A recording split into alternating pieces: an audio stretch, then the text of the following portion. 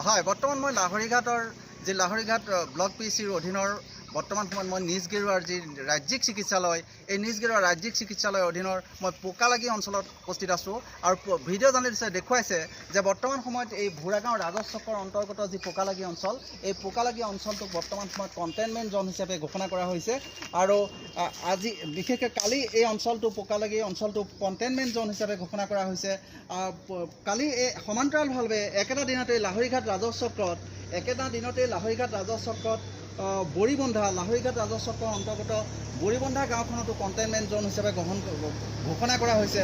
আমি প্ৰাগনিউজৰ দৰ্শকসকলক দেখুৱাইছোঁ যে লাহৰীঘাটত বৰ্তমান সময়ত যি কৰোণা মহামাৰী, এই কৰোণা মহামাৰীয়ে বৰ্তমান সময়ত এক ভয়ানক ৰূপ ধাৰণ কৰিছে।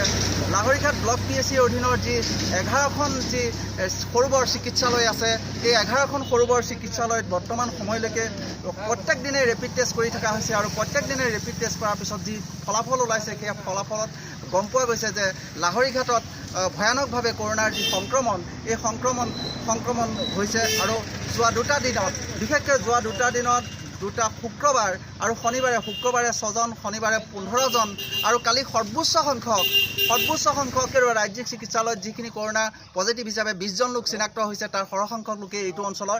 আৰু গতিকে ইয়াত কণ্টেইনমেণ্ট জ'ন হিচাপে ঘোষণা কৰা হৈছে। অঞ্চলবাসীয়ে যি কণ্টেইনমেণ্ট জ'নৰ যি নিৰ্দেশনা, সেই নিৰ্দেশনা মানি চলা দেখা গৈছে। যে এই যি কণ্টেইনমেণ্ট জ'নৰ যি বাউণ্ডেৰী দিয়া গৈছে, সেই বাউণ্ডেৰী সিপাৰে সেই লোকসকল উপস্থিত আছে। আমি ইয়াৰ যি পৰিৱেশ, এই পৰিৱেশ দেখুৱাইছোঁ। এইসকল যুৱক মই অকণমান আগবাঢ়ি আহিবলৈ অনুৰোধ জনাইছোঁ। এইসকল যুৱক বৰ্তমান সময়ত তাৰ কণ্টেইনমেণ্ট জ'নৰ ভিতৰত আছে। আমি আঁতৰৰ পৰাই তেওঁলোকৰ পৰা জানিব বিচাৰিম, কেতিয়াৰ পৰা দিছে এইটো কণ্টেইনমেণ্ট জ'ন হিচাপে? কেতিয়াৰ পৰা দিছে? আজিৰ পৰা দিছে। ইয়াত সকলোৱে মানি চলিছে, ৰাইজে বৰ্তমান আজিৰ পৰা মানি চলি আছে, সকলোৱে মানি চলি আছে। নিজে মানি নচলিলে পৃথিৱীখন ধ্বংস হৈ যাব। আচ্ছা, ইয়াত কিমান লোক বৰ্তমান সময়লৈকে এই অঞ্চলটোত? 8জন হৈছে তোমালোকৰ এইখিনি। হয়, নিশ্চিতভাৱে এই লোকসকলৰ পৰা আমি জানিব বিচাৰোঁ। তেওঁলোকে নিজেই কৈছে যে এই অঞ্চলটোত, এই চুবুৰীটোত 8জন লোক কৰোণাত আক্ৰান্ত হৈছে। আৰু কৰোণাত আক্ৰান্ত হোৱাৰ পিছত ইতিমধ্যে তেওঁলোকৰ যি চিকিৎসাৰ ব্যৱস্থা কৰা হৈছে, ঘৰতে তেওঁলোকক হোম আইচলেশ্যন কৰি ৰখা হৈছে। মই ভিডিঅ' জাৰ্নেলিষ্টক ইয়াৰ যি সামগ্ৰিক পৰিৱেশ, এই সামগ্ৰিক পৰিৱেশটো দেখুৱাব বিচাৰিছোঁ যে ভোৰাগাঁও ব্লক PHCৰ অধীনৰ 11খন চিকিৎসালয়ৰ ভিতৰত লাহৰীঘাটত 1 এপ্ৰিলৰ পৰা 10 মে' পৰ্যন্ত পজিটিভ হৈছে বৰ্তমান সময়লৈকে 210জন। আৰু এই 210জনৰ পৰা ডিছচাৰ্জ দিয়া হৈছে 46জনক। আৰু বৰ্তমান সময়লৈকে 186জন লোক চিকিৎসালয় আৰু হোম আইচলেশ্যন হৈ আছে।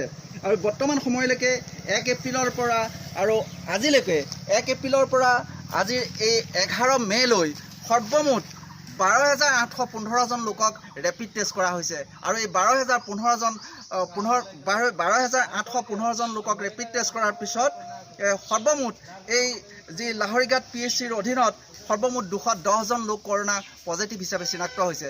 এটা উল্লেখনীয় কথা যে যদিও এইসকল লোক কৰোণা পজিটিভ হিচাপে চিনাক্ত হৈছে, বৰ্তমান সময়লৈকে এই অঞ্চলটোত বা লাহৰীঘাটৰ সমগ্ৰ অঞ্চলটোত 11খন যি চিকিৎসালয়, এই 11খন চিকিৎসালয়ৰ অধীনত বিভিন্ন অঞ্চলসমূহত বৰ্তমান সময়লৈকে কাৰো তেনে কোনো লোকৰ মৃত্যু বা তেনেকুৱা ধৰণৰ বাতৰি বৰ্তমান সময়লৈকে পোৱা নাই। আৰু যিসকল লোক বৰ্তমান সময়ত কৰোণাত আক্ৰান্ত হৈছে, তেওঁলোকৰ সৰহসংখ্যক লোকে হোম আইচলেশ্যনৰ আছে। আৰু বৰ্তমান সময়ত তেওঁলোকৰ যি শাৰীৰিক অৱস্থা, এই শাৰীৰিক অৱস্থা বৰ্তমান সময়ত ভাল বুলি, কিছু বৰ বিশেষ তেনেকুৱা জটিল অৱস্থাত নাই বুলি আমি জানিব পাৰিছোঁ চিকিৎসকসকলৰ সূত্ৰৰ পৰা। কিন্তু আটাইতকৈ গুৰুত্বপূৰ্ণ কথা হৈছে যে এই অঞ্চলসমূহত সাধাৰণতে কিয় কৰোণাত আক্ৰান্ত হ'ল বা এইসকল লোক কিহৰ কাৰণে হৈছিলে। বিগত বৰ্ষত যিসকল আছিলে কেৰালাৰ পৰা বা বিভিন্ন জেগাৰ পৰা এই লোকসকল আহিছিলে, কিন্তু এই বছৰ কিন্তু বাহিৰৰ পৰা অহা লোকৰ সংখ্যা যথেষ্ট কম।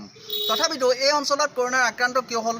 খুব সম্ভৱ কোনো বিশেষ লোকৰ যি কৰোণাৰ বাবে যি সাৱধানতা অৱলম্বন কৰিব লাগে, আমাৰ ৰাজ্যিক চিকিৎসালয়ৰ চিকিৎসকে জনাইছে যে যি মাস্কৰ ব্যৱহাৰ কৰিব লাগে বা চেনিটাইজেশ্যনৰ যি ব্যৱস্থা, সেই ব্যৱস্থা তেওঁলোকে হয়তো যেনেভাৱে কৰিব লাগিছিল তেনেভাৱে কৰা নাছিল, যাৰ বাবে তেওঁলোক বৰ্তমান সময়ত কৰোণাত আক্ৰান্ত হৈছে বা বহু সংখ্যক লোক কৰোণাত আক্ৰান্ত হৈছে।